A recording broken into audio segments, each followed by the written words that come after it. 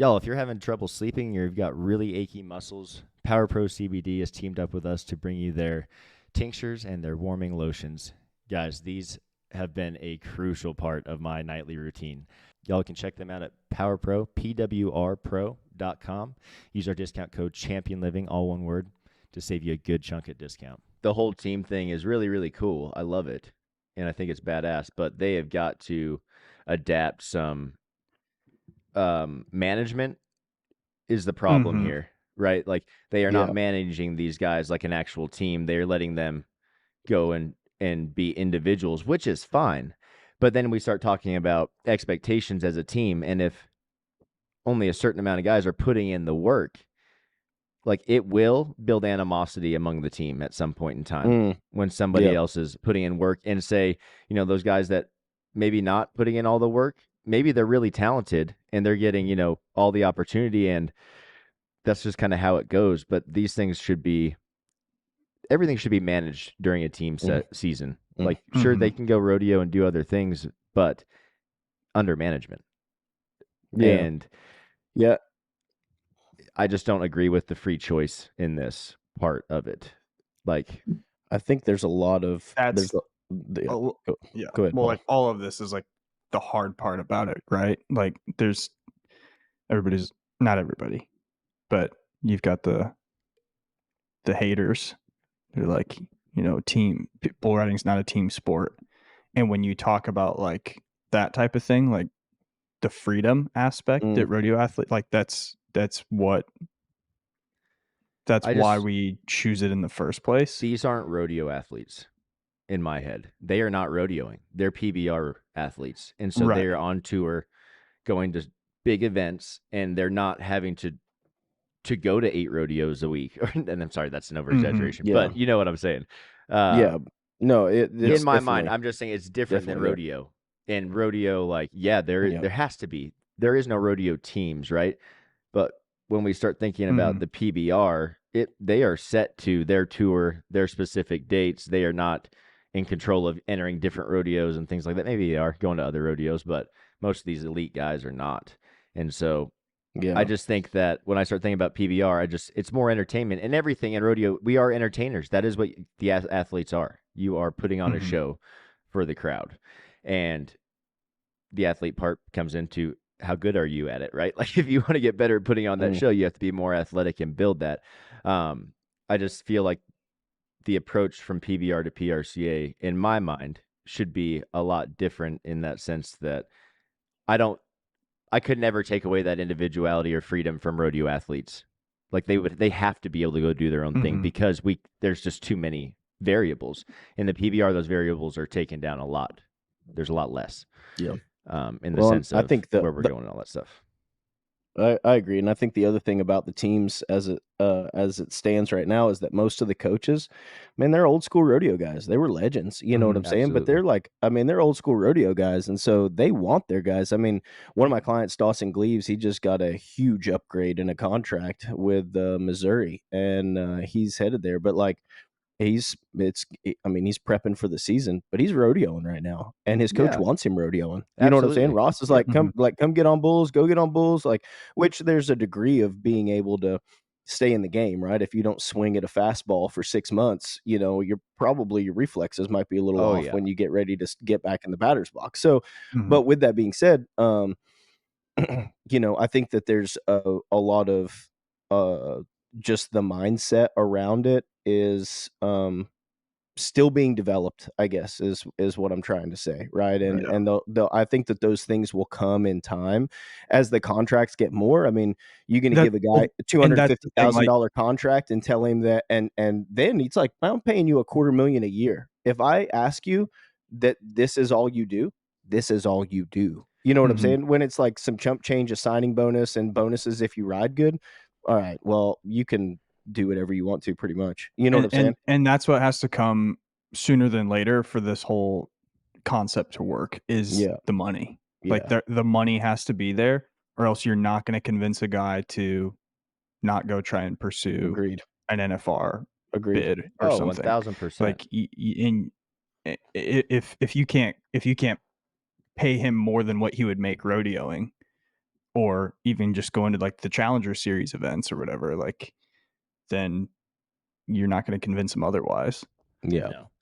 We are, as Russ Sock athletes, we are optimistic almost to a fault. You know what I mean? Like in our own abilities, like we forecast our earnings is way higher than what they're probably going to be. And so like if the opportunity to make money is there, or if the opportunity to make money is outside of teams, like that's where guys are going to go. Yeah, absolutely. Yeah. But absolutely. That's very true. But like that's kind of different, or like a little bit, not what I was saying exactly, but yes, I agree with that 1,000%. I just think the culture isn't there, like Logan said, and practice is a thing in professional sports. Preparing to like training is a real thing in professional sports. There's schedules to this all, and agreed. And again, there's a lot of factors. These guys are not at a home base together. They're all spread out and coming together at the end of the week, right? There's a lot of things that have to be figured out. But all I'm saying, as a professional sports league, if you are, again, they're not paying them $250,000. I don't know how much they're paying them, but probably a majority of them are getting like $60,000, $70,000. And that's still not bad coming from where we started, which was getting $0 for showing up for rodeos. Like that's still, that's really, really good. But what I'm saying is when we start, you're trading your skills and your time for that period, that season, to that team. That team owns you now, essentially, right? And yes, you should be getting on bulls. You should be going to rodeos. You got to practice. Like, you've got to stay tuned. Absolutely. Yeah. But they've got to dial in they've got to get, the management has to be different of these athletes. They have to get more professional with everything that they're doing, like giving them resources for workouts, for recovery, like all of the things, right? And it's still, the money's not there for that yet. But I just don't agree as a coach. If I'm trying to bring guys together, I'm not letting them do their own thing. We're going straight up. I think it's coming. The Titans on this pitch. Yeah. Oh, I totally agree, and I think it's coming. I think the day is coming. I think where we're at is we see what could be, right? And we could see these teams of 7 or 8 guys that are like in the same proximity. There's a weight room, there's a practice pen at the weight room, right? Like there's an opportunity for them to develop skills and train and actually take it seriously. And we see what could be, and we want it now. And I while they're not as far along as maybe some should be, in a lot of senses, we've talked about this before, I brought it up. In a lot of senses, rodeo is traditionally 40 years behind football. You know what I'm saying? Like in the 70s and 80s, for an NFL athlete to just be like, I'm going to do my own thing. I don't know. I wasn't a part of, I've never been a part of professional football, but like NFL athlete kind of maybe doing their own thing was probably more accepted in the 60s. Today, it's like, no, I don't think so. Team workouts are at this time, and you'll be there or you'll be off the team. You know, and that goes from high school to college to all the levels, right? There's like parameters on that. And so if we are traditionally behind them by decades, then we're right on time. The future would say, yes, that's exactly right. The future would say that we're getting there. Which doesn't excuse it, right? I'm not trying to justify it. It sucks, and it should be better. And I'm hopeful that it will be. We just got to keep doing what we can do, right? And that's changing the game and changing the culture and educating and training and helping guys get better. And then people will be like, all right. And then some of the coaches that didn't train appropriately, some of these older guys that guys look up to, they'll be like, no, that's what we need to do right there. That's what we have to do if we want to compete. I'm telling you right now, you put us 3, give us a team, and we'll smoke any of those other fools out there. Dude, I'm telling you. Can you imagine? Because of coaching. I would bet on that. Yeah. Yeah. Can you imagine what would happen if we were able to have like a full off season? Okay. Like give the 3 of us 4 months, say, with 5 bull riders that are going to be on a team. I'm not saying they can't get on any bulls, but we're going to prioritize some strength training, and we're going to get freaking fast, and we're going to get strong. And then as we get in halfway through, we're going to start to mix in some practice bulls, pick perfect practice bulls. And then towards the end, we're going to start turning up the volume a little bit on competition.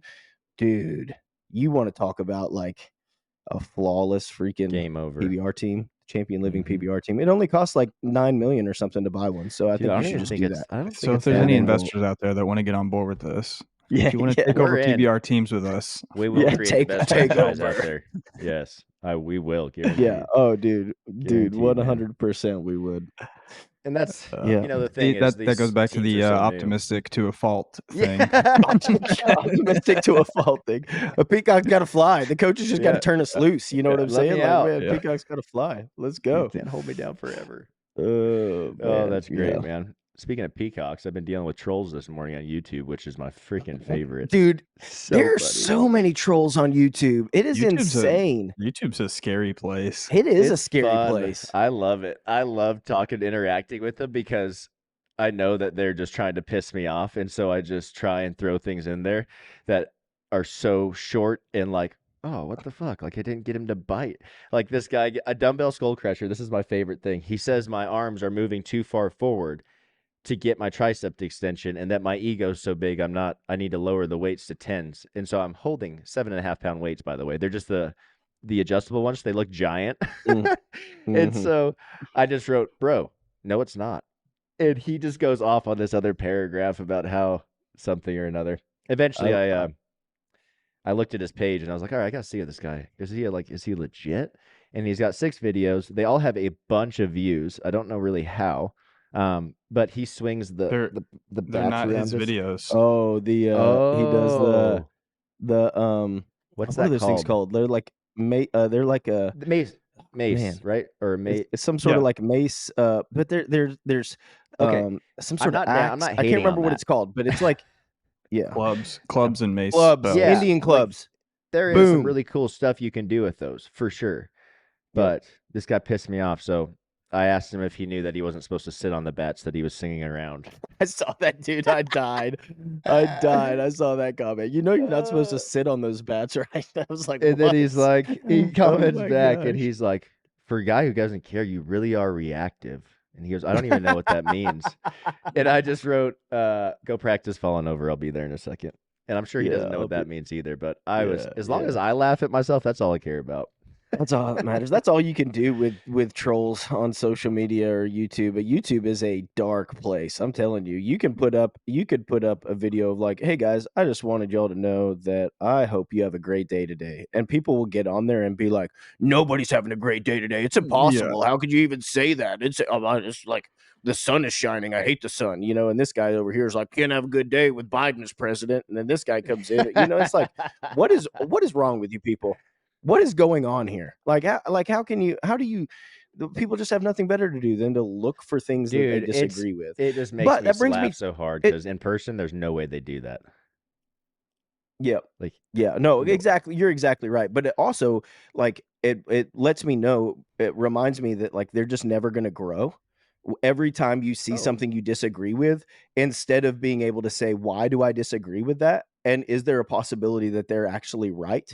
And approaching it from that way with that growth mindset of like, oh, okay, that's totally against my model or my beliefs. Why is that against are my beliefs rooted in is my model rooted in reality? Or because everything's based off of our perception, right? Okay, cool. I didn't take any mushrooms this morning, but all I'm saying is that maybe those people just won't grow. They're just going to be stuck being trolls. Fixed mindset, baby. That would suck. Yeah, that's exactly right. That's all it is. It is wild. People are wild. The internet is a wild place, and it's a lawless We need place. some sheriffs. We need some ERPs. Yeah. The wild west of the internet. I feel like I'm trying. I'm like the toned down version where I just tell people to go sit on stuff. It's a Doc Holiday over here. I think it's a futile pursuit because you're dealing with, I don't know. There's 8 billion people in the world, and how many of them are not when How you did think he about find like my people dumbbell that are, skull crusher video? Like all of these well, things out there, that's the the one thing, video like you're with, gonna find. yeah, and that's the thing with like these algorithms and stuff, is like everything's out of context too. So like he sees this one video pop up into his feed and like doesn't realize it's a part of a bigger program that actually has a specific purpose to it. It was funny. And no, we don't need context. Context we don't is need for no suckers. context. Yeah. Context is for Boo. suckers. It's like, if you didn't like this video, it wasn't for you.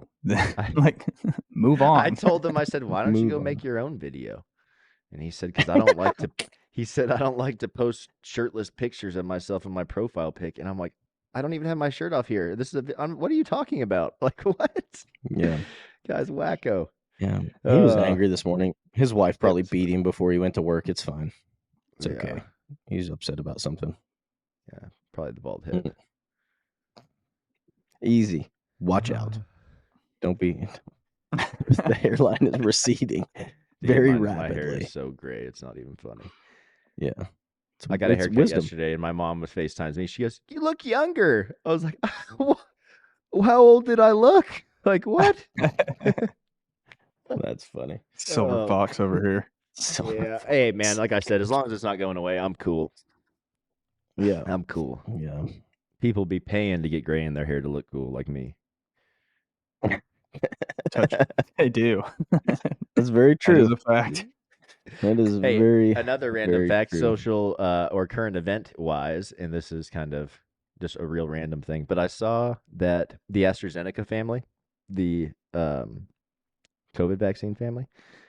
Oh, I don't know if I can say that on a podcast without us getting flagged here, but I heard that they or saw that they finally admitted that the vaccine causes blood clots, which is wild. Yeah. All those people that got banned for saying that back in the day. Yeah. And all of a sudden it's true. It's like, all right. Yeah. Everything's a lie. Everything is a lie, especially from those people. That is for sure. Wild times. I just thought that was interesting. It's crazy. I was listening to Rogan and Tucker Carlson. Did you listen to that at all, Paul? No, I haven't yet. Man, if that was a really, really good episode. I really enjoyed listening to it because I enjoy both of those guys, and they were talking about. I just like listening to guys that I look up to and how they conduct themselves in today's world, and hearing their views of the world, because in reality, like, we learn from our own experiences, but also the experiences of others that have come before us, and I try and find people like that, not even guys, like women too, that are influential, have a perspective that I admire, and try and learn things from what they're putting out there. So it was a really good episode for anyone that wants to kind of hear about just what's going on in today's world, and kind of how these two guys view it. And I don't know, gave me a sense of easiness, if you will. I don't know. There's a lot of things you can see on the news, and I don't even watch the news, but social media alone will make you think the world's falling apart. So to hear about what happened in the 70s, 80s, leading up until now, and how history kind of repeats itself, was just really interesting, and how things have evolved and things like that. But yeah, random fact for you, just a shameless plug for Rogan. I enjoyed that episode a lot. Yeah, Tucker was on Theo Vaughn's podcast, and it was really, really good too. I did listen to that one. Haven't listened to the one with him and Rogan, but it was really good. It was much different than Theo's usual guests, and so it intrigued me. Yeah. And it was pretty awesome. That's cool, man. I'll have to check that out. I enjoy Theo. He cracks me up, dude. No, I was gonna not say it, but now we're down this rabbit hole anyway. So while we're talking about recommendations, Theo and Tony Robbins. Have you guys seen that one? Ooh, no, bro. Like, I saw clips of it, but I need to watch that. I forgot about that. Intense. Yeah, peanut butter and jelly right there. I don't really know how to like frame it, because I mean it's just Tony Robbins doing what Tony Robbins does, but he's in a one-on-one setting with Theo, and so like he kind of gets Theo to break down like a lot, not just a little bit, but like, I mean, he opens up and like talks about stuff, and like, I mean, he literally, like, they just work through things like right there, all on camera. And is that when he talked about his brother? Maybe. Man, I got a soundbite from Theo that was talking about his brother and like how important he was to him, and I was like, we just said that, kind of got to break down. I was like, man, I bet that was probably the episode where they were talking. No, maybe like that might not have been that one. It was just way different than is normal. It was like really vulnerable and like not goofy, like it was very serious. So I don't know, just probably one of the best sound bites I've ever used for something like that. It was cool. I'll have to check that out though, Paul. That's a really good suggestion. It's a good one. And Tony Robbins is always good to listen to. HOOEY has the best gear because it's tough. It's durable. It withstands the test of what we put it through. And that is why I am a big supporter of HOOEY brands. Guys, from hats, apparel, whatever you need, they've got you covered. They are the perfect blend of rodeo style and athletic performance. You can check them out at HOOEYBrands.com. Use our discount code CHAMPIONLIVING, all one word, is going to save you a little bit at checkout. We're always looking for a quality protein source. That is why I look to Colorado Craft Beef for my beef needs. I'm no longer going to the store. I am putting in my order, and they are shipping it directly to my house. Some of the things I love about Colorado Craft Beef are the incredible beef sticks, on-the-go options that you can take with you, packed with protein, and the best source you can get. Again, check them out at coloradocraftbeef.com. Use our discount code CHAMPIONLIVING, all one word. Going to save you some money on that next beef order. Today, we're going to dive into a little strength. I'm sorry. That's all we talk about is just strength. I did the same thing. Yeah, I did the same thing when I was looking over and preparing for this morning too. So don't feel bad. Speed, agility, quickness. We're talking about building that explosiveness that I think all of us have been getting tons of questions about that recently because we've all been posting about it a bunch. And it is how do I get faster feet? How do I get drive my hips quicker towards my rigging or the bull rope or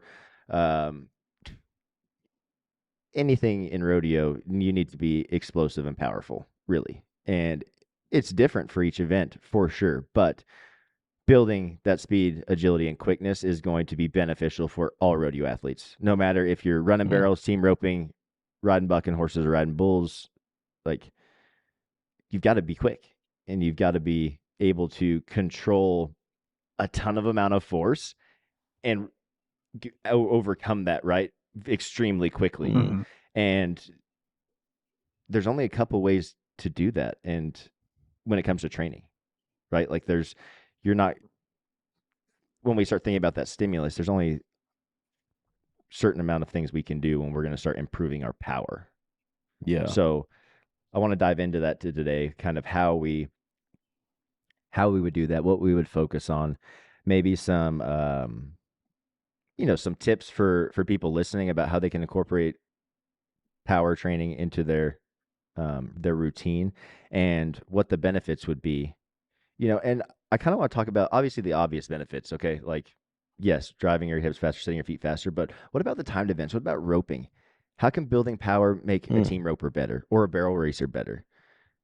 Those things that are not necessarily obvious when you're looking at the event, but when we start breaking it down, you're running those thoughts through your head saying, oh, damn, that actually would help me a lot. So I kind of want to get into those things that aren't quite so obvious and break those down a bit.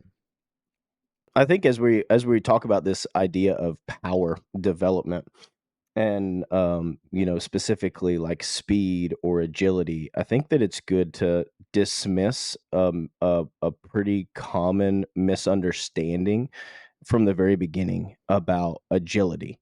And so there's change of direction and there's agility, and they are very similar, but they're separated by one thing. And so I hear all the time, talking to bullfighters especially, oh, I've been doing my agility work. Well, what is your agility work? Well, I do the agility ladder, and I do box jumps, and I do these different things, cones, and so right from the very beginning, all of that is what's actually called change of direction work. So you are working on changing direction. Maybe you're working on footwork. You're doing those things. It does not become agility until there is an outside stimulus that you have to respond to. So for example, for a bullfighter, that would be working your dummy, right? The wheelbarrow dummy, and you're moving, you're stepping, and you're having to respond to what that dummy is doing, right? That is agility. If you're in a gym with a coach, maybe you're doing some sort of cone drill, but at the last second, the coach is directing you on which direction you have to go. So at a high rate of speed, you're having to process his instruction and you're having to change direction and go, then that's agility.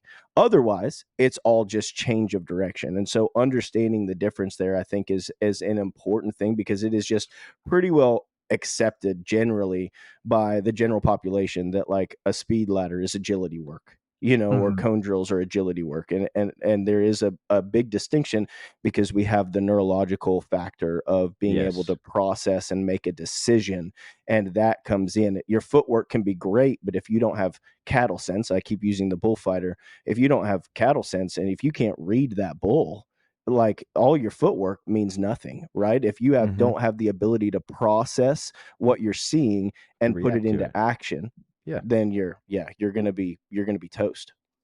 Absolutely, dude. That's super important. And when it comes to like clarifying both of those things, that's a very good line to draw out, that there is a distinct difference. We see that get mixed up all the time, or just called explosive training, right? Which is not correct either. I honestly don't care for that terminology because it gets mixed up, right? Yep. Explosive means generating strength quickly and moving it across a distance quickly, in my mind, which is essentially the same thing as power.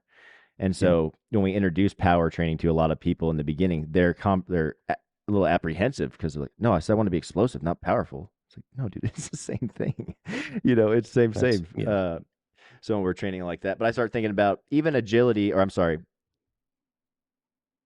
what about bareback riding? Like, so setting your feet faster or driving your hips faster, where there is no stimulus in the sport of necessarily a single object moving, but it's what is under you, right?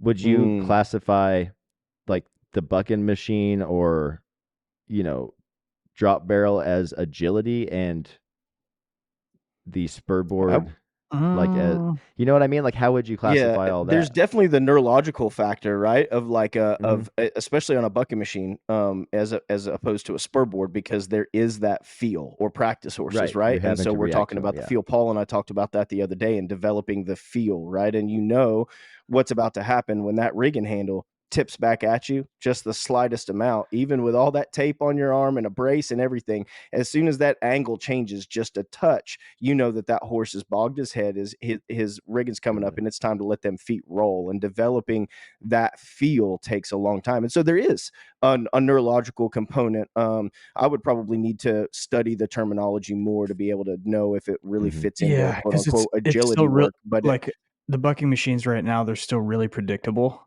So it's like, I was just I don't know, like where would you draw that line? Maybe there isn't agility for rough stock riders. Maybe.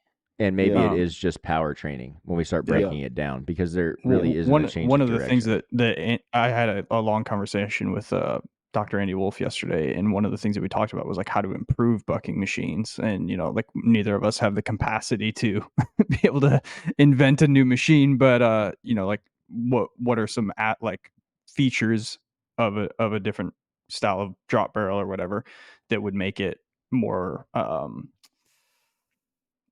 let you get more adaptation out of it, I guess. And so like one of the things was like variable speeds, which I know there's variable speeds on I think the Link Weavers bucking machines have variable speeds. Is that correct? Geared. You can tune those up and down.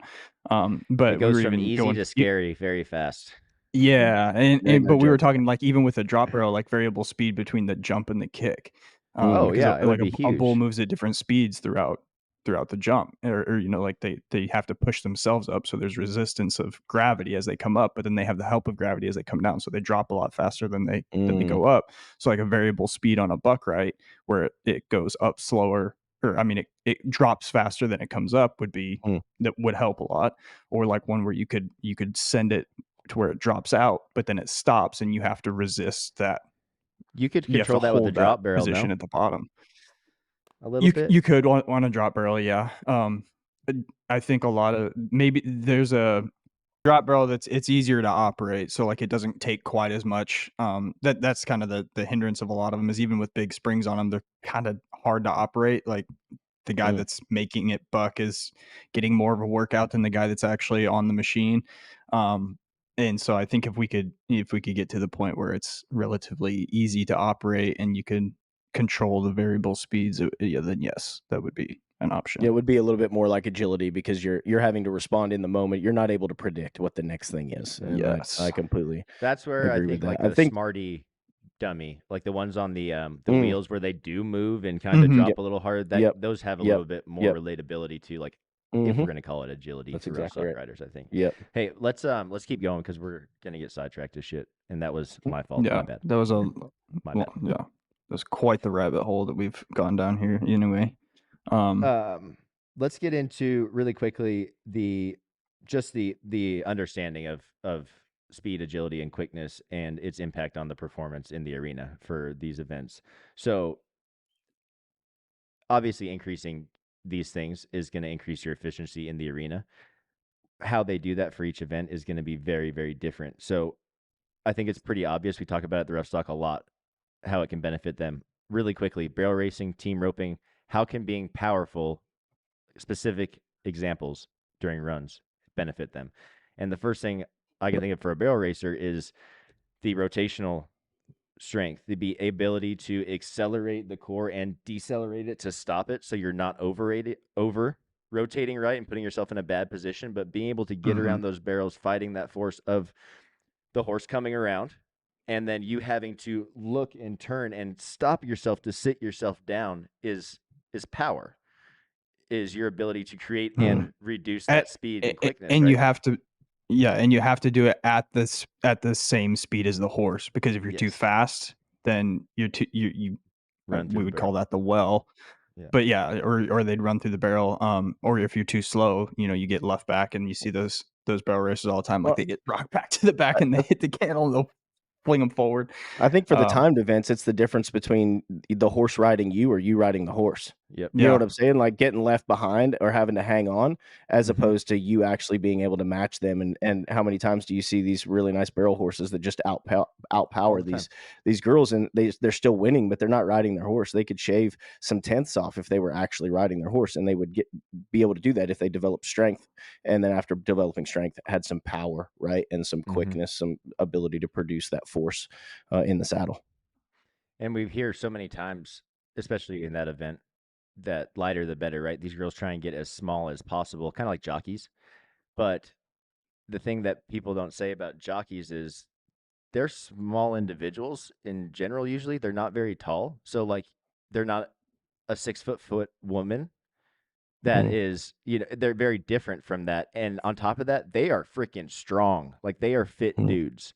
The women, if you could get away from the sense of just get as light as I can and start getting more towards the focus of, I wonder if I get more strong and more powerful, how would that benefit the arena, right? Because at a certain point, we get so light that we lose a lot of strength, and your ability to ride that horse, control the horse, is gone.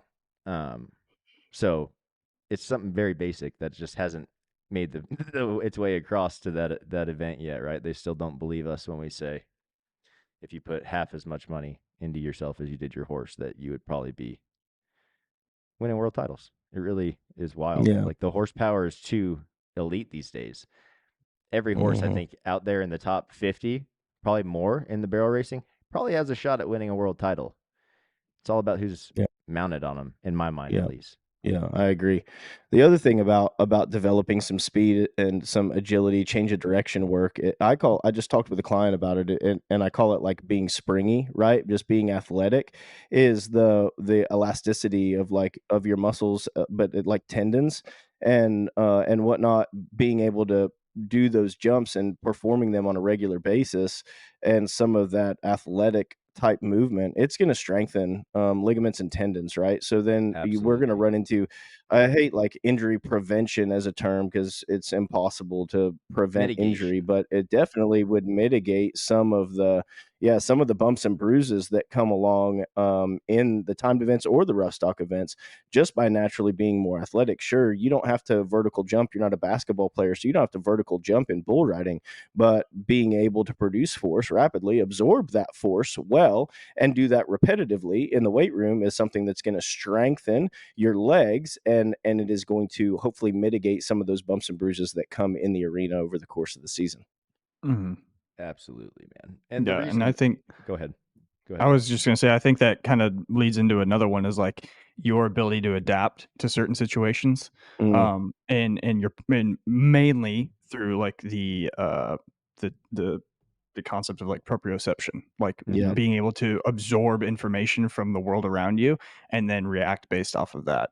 And those types of things across all rodeo events, like things come at you fast, whether it's bull riding, whether it's bucking horses or timed events. Like in the timed events, you're trying to move as fast as you can. So like you're having to receive information and adapt very, very quickly. And all of that can be trained through speed and agility work. Absolutely, man. That's a great point to bring up. And I can just think about all the times riding bucking horses that I had no clue where I was in space, like physically, like just focused on reacting to what is happening. And it happens all the time. So being able to control your body during those times where, in all these events, I think there are points in time where you could get, you're at your end range of motion wherever it is, and being able to come back from that quickly, forcefully, and react is the difference between winning and losing, or being 90 and getting bucked off. So this power training, no matter what you're doing in rodeo, is crucial for success and being able to adapt to whatever is going to throw at you in the arena. Let's talk about some effective training strategies here. What can people do to increase their speed, agility, and quickness in the arena, but outside the arena, if that makes sense? Well, I think if you want to get faster, you have to actually practice being fast.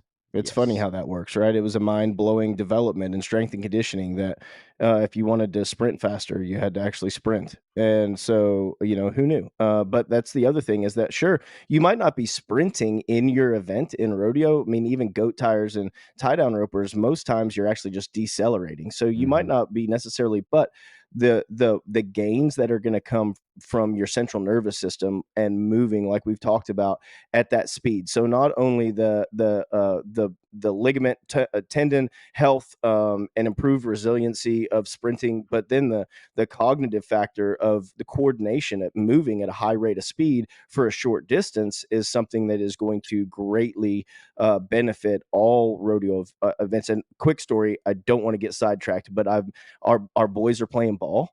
And so I'm going up to the field and I'm watching a bunch of 7, 8, 9-year-old boys. They can't run. No.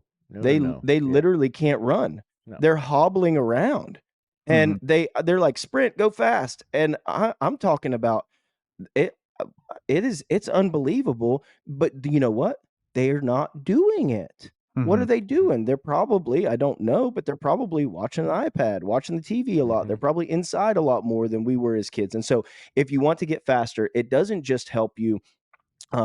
Sure, sprinting, it isn't necessarily, you can't really see the face value for a bareback rider to sprint, but it would definitely transfer over and carry over to all rodeo events if you were able to do that well and get better and get faster at it. Absolutely. And the other thing about sprinting, even if it isn't a direct correlation to your event, like you said, that CNS adaptation, what's happening to your central nervous system, when you're sprinting, like, it's not going for long. You're sprinting for like 10 seconds max, maybe. Well, for me, I see the direct correlation here. That's specifically the time frame that we're competing in.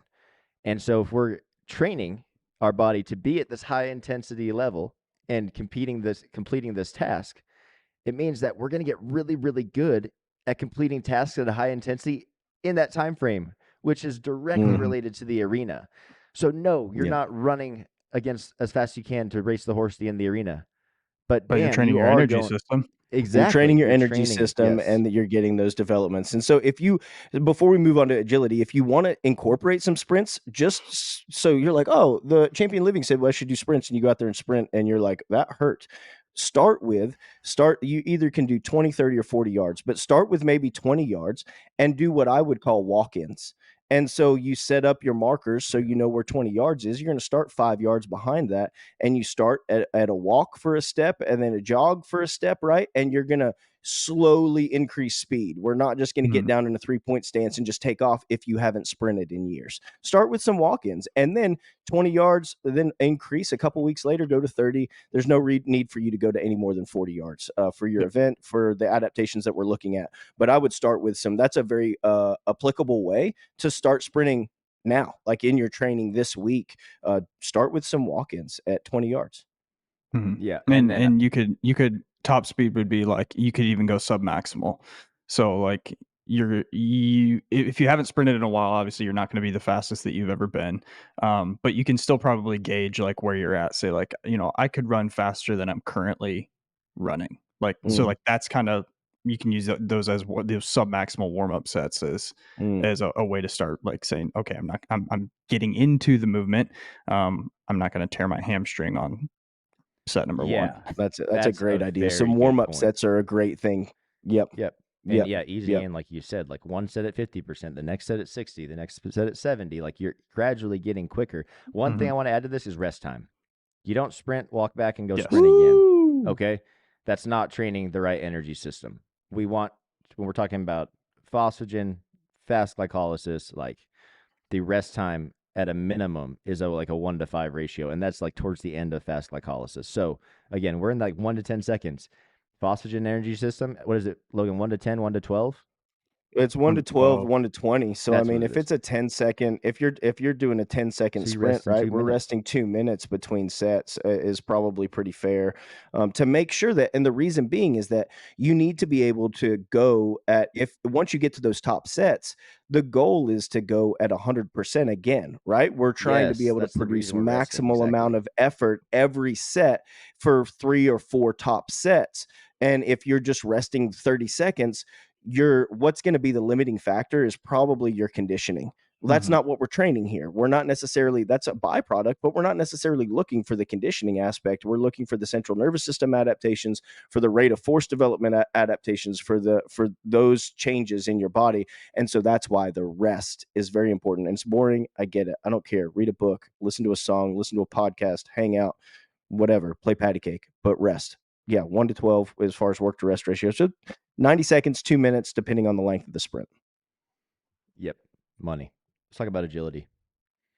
How can athletes incorporate agility? And like we said, like agility really, I don't think is a great term here. I think we're talking more about change of direction, doing that by themselves, right? Agility, you can add in, like Logan was saying, if you're a bullfighter, you can add in your buddy pushing around the dummy, right? You're going to have to react to that. Or if there's a coach there and you're running, sprints or whatever, and there's a change of direction at the end of that, but you have to react to his hand, that's agility. But change of direction is where you're going to turn and come back. And we're working on, again, that rate of force development, acceleration, deceleration, the CNS adaptations that those create in you are going to benefit you big time. What are some examples you guys would add in for? I think everyone can get something out of a few, like the same exercises, if that makes sense. So what are some exercises that you guys would add in for change of direction for entry level? Okay, sorry. I thought I was going to let Paul handle that, but the T-test is one that comes to mind. The T-test is one that comes to mind. It's pretty easy to set up, and it's a great one for athletes of every. And so the T-test, essentially, you've got a cone, and you're going to go up 10 yards and have another cone, and then you can just make a T 5 yards out to the right, 5 yards out to the left of that center point. And so you're going to go up 10. You're going to shuffle. Or you shuffle right 5, shuffle back across, 10 yards, and then go back to the beginning. And so it's just a way for you to start working on some of these change of direction mechanics, where you're having the objective of changing direction is you have to break down your center of mass, right? We have to get lower to the ground so that we can decelerate, we can plant, and we can rapidly change direction. And so the T-test, something like that, you can Google it. It's all over the place. It's pretty commonly accepted. So if I did a horrible job of explaining it, you can Google it, look at it, and even watch a YouTube video on it. But the T-test is one that comes to mind for me that I would say would be a great change of direction drill for any rodeo athlete. And I would say the biggest tip for anyone listening to this, if you're going to do change of direction, we are not crossing our feet over in any of this. The whole point is to, again, like lower the center of gravity, lower your mass, decelerate, regenerate that force through the ground, shuffling with those legs, and same thing, breaking back down and being able to drive back out of that and create that power laterally, and then the other way you have to come back. But it's a great drill, man. Like you can, if you've never done it, you're going to get better at it. You're going to suck at it first, but you'll get better at it quick. As you continue on, I think the pro agility test is something you can do. This is something that, again, beginners are not going to get a ton out of it because they're not able to recreate that kind of intensity, but it's something you will get better at quickly as well. And then shuttle runs, pretty basic. Down back, what things like that. Just if you played team sports in high school, you've done suicides, whatever you want to call them. Oh, I hated those things, but easy way to do that. And again, the rest time, like think about the work time to do this. Shouldn't be much longer than 10 seconds. So again, that rest time needs to be probably closer to 2 minutes in between because we want to recreate that intensity each time. Get that max power every single rep, every single set. The last thing I want to say about quickness or change of direction, or agility work is that mechanics matter. And so if the way that you're changing direction is very, very important and you're going to create those movement patterns, and then if it's a faulty movement pattern and you're not changing direction efficiently, it can over enough time and the right situation lead to injury. And so if you have questions, if you're trying to implement some of this stuff or already implementing some of this stuff in your program and you're like, man, I wonder if there's something I can be doing to be more efficient in my changing of direction or agility work, DM any one of us, any Champion Living coach, like, hey, like here's a video of me doing the T-test, for example. Like, do you have any pointers for me? We would love to answer questions because I want you to get better, but I want you to get better in a way that is going to serve you for the long term and not something that can potentially lead to an overuse injury or something of that nature. Yeah, that's really important in this kind of training your mechanics do need to be really spot on because what you're training yourself to do in your workouts is what's going to replicate in the arena. So the way that you plant your foot is very important. Like if you're going to change direction, feet are north and south, always. If we have feet turned out and we're pressing through the ground, this is where we're going to run into a lot of non-contact injuries, like blowing your ACL out because you planted. That's a classic ACL tear scenario. We see it all the time, man. All the time. And for you guys that are not dismounting a horse or a bull, well, you wouldn't normally redo. Rewind.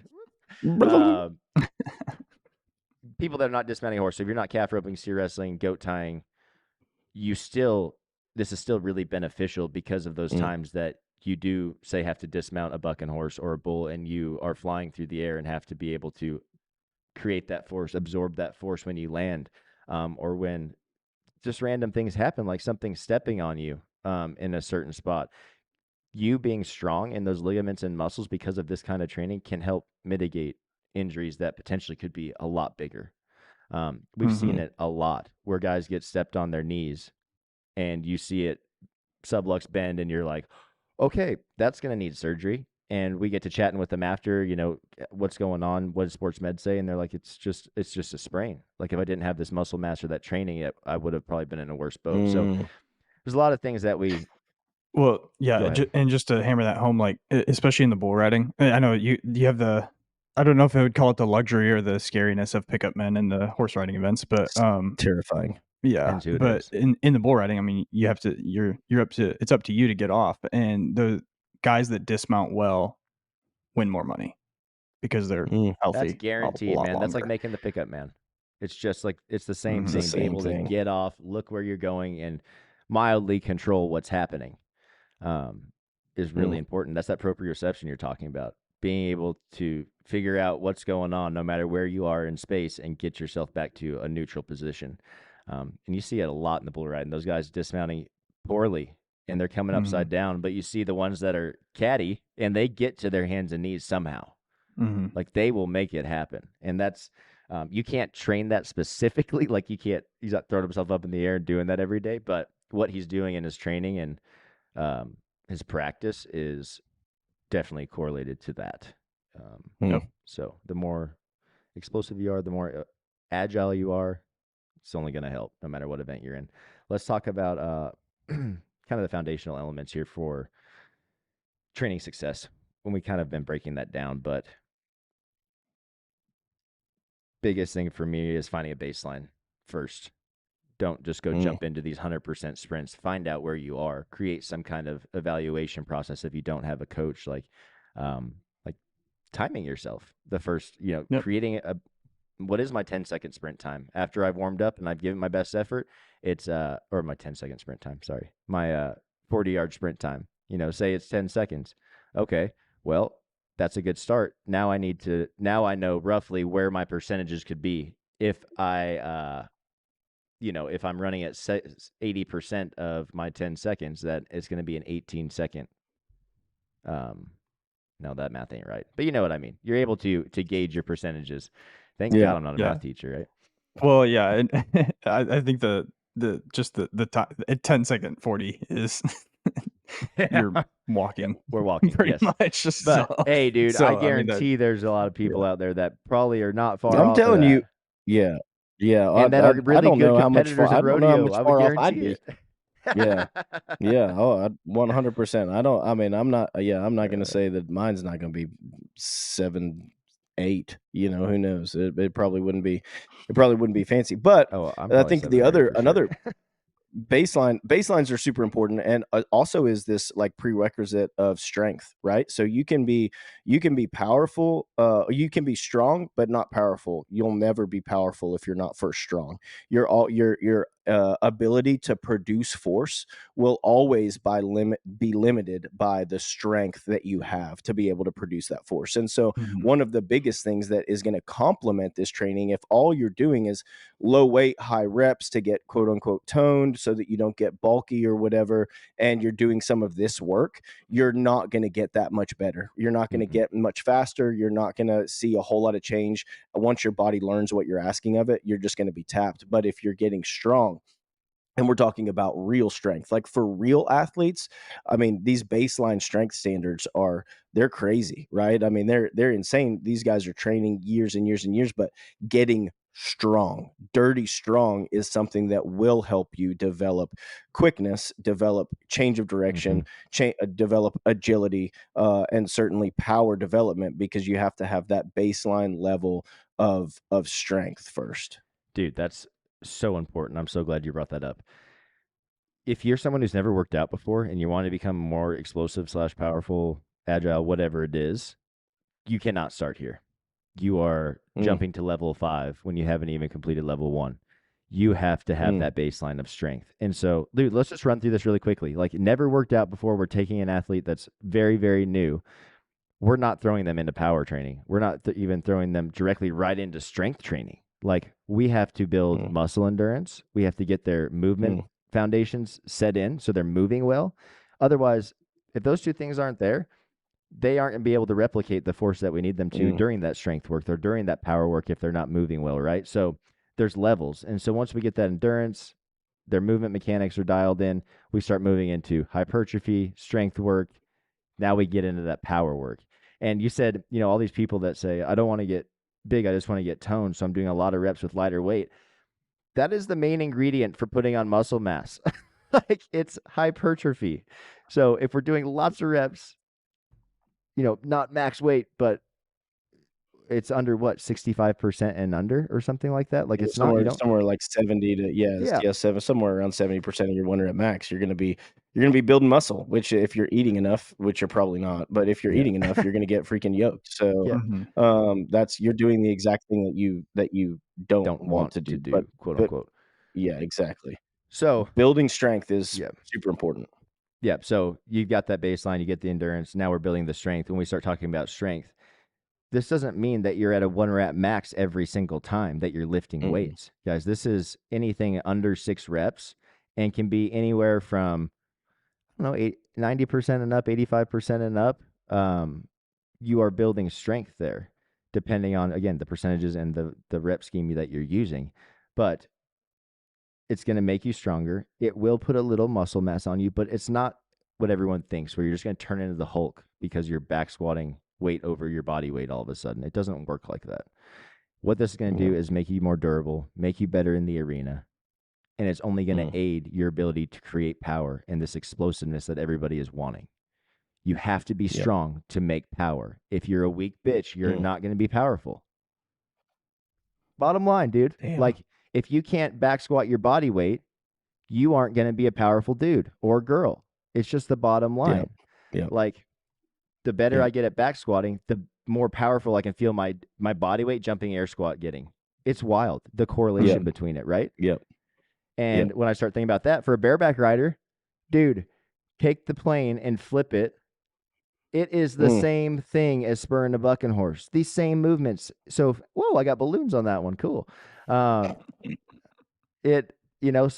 it's just, there's steps to it. Everyone likes to jump ahead and go to the one thing that, they think they're missing right now.